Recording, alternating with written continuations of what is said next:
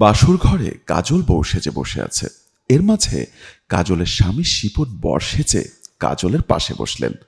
কাজলের ঘোমটা সরিয়ে বলতে লাগলেন, অসাধারণ, আজ আমার বাসর ঘরে যেন আসমানের পরি নেমে এসেছে।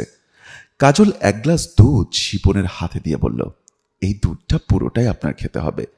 শিপন বলল, আমি তো কখনো দুধ খাইনি, তুমি যখন দিচ্ছ, আজ আমাদের ফুলশয্যা, তোমার হাতের দুধ আমাকে খেতেই হবে। দুধের গ্লাস নিয়ে শিপন মুখে দিল। কাজল মনে মনে কি যেন ভাবতে লাগলো।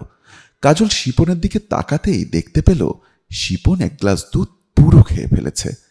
শিপন দুধ খাবার পর শিপনের মাথা ঘুরতে শুরু করলো। ওখানেই ঘুমিয়ে পড়ল শিপন। কাজল দেখল শিপন পুরোপুরি ঘুমিয়েছে কিনা। কাজল দেখতে পেল শিপনের কোনো হুঁশ নেই, ঘুমিয়ে পড়েছে। কাজল মনে মনে বলতে লাগলো, তাহলে মেডিসিনে কাজ করেছে। কাজল বিছানা থেকে আস্তে আস্তে উঠে খাটের নিচে থেকে রবিনকে টেনে বের করলো। আমার হাজবেন্ড ঘুমিয়ে পড়েছে, এসো তোমার সাথে বাসর করব। আমি তো সেদিন তোমার কথা বিশ্বাস করছিলাম না। তুমি আমাকে বলেছিলে তোমার যদি অন্য কোথাও বিয়ে হয় তবুও তুমি বাসর আমার সাথেই করবে। আজ তুমি তার সত্যি প্রমাণ করে দিলে। এসো, আমি আর দেরি করতে চাই না।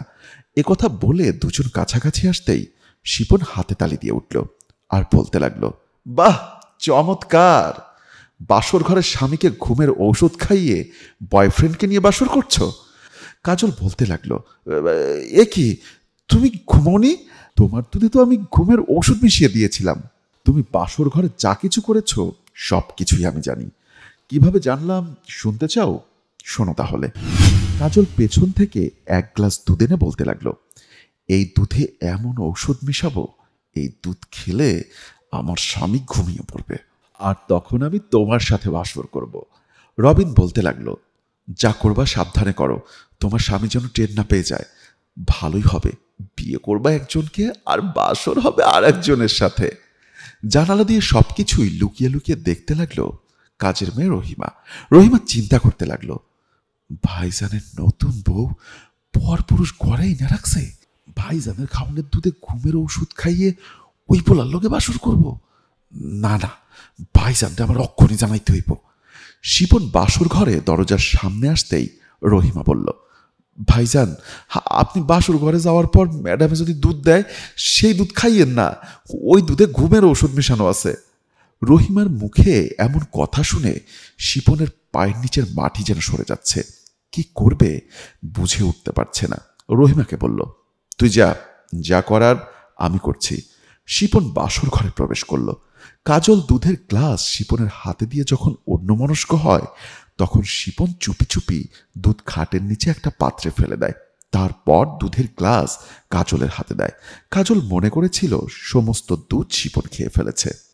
এবার বুঝতে পেরেছ আমি তোমার এই কুকর্ম কিভাবে জানলাম? তুমি কেমন মেয়ে, বাসর ঘরে তোমার স্বামীকে ঘুমের ঔষধ খাইয়ে তোমার বয়ফ্রেন্ডকে এনে একই বেডে বাসর করতে চাও?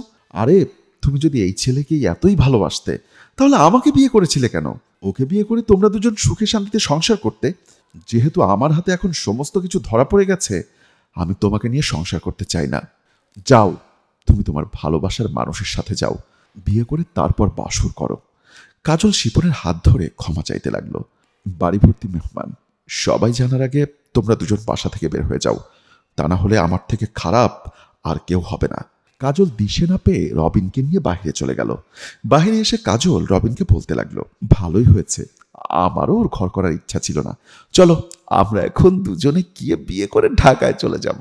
তুমি বাসর ঘরে তোমার স্বামীকে ঘুমের ঔষধ খাইয়ে আমার সাথে বাসর করতে পারো, আমার বাসর ঘরে গিয়ে আমাকে ঘুমের ঔষধ খাইয়ে অন্য কারোর সাথে যে বাসর করবে না তার কি গ্যারান্টি আছে? শোনো, তোমার মতো মেয়েদেরকে ব্যবহার করা যায়, ঘরের বউ বানানো যায় না। ভালো থেকো। রবিন কথা বলে ওখান থেকে চলে গেল। কাজল ওখানে দাঁড়িয়েই বুঝতে পারল একজন ভুল মানুষের প্রেমে পড়ে বিবাহিত সংসার ভেঙে দিয়েছে সে।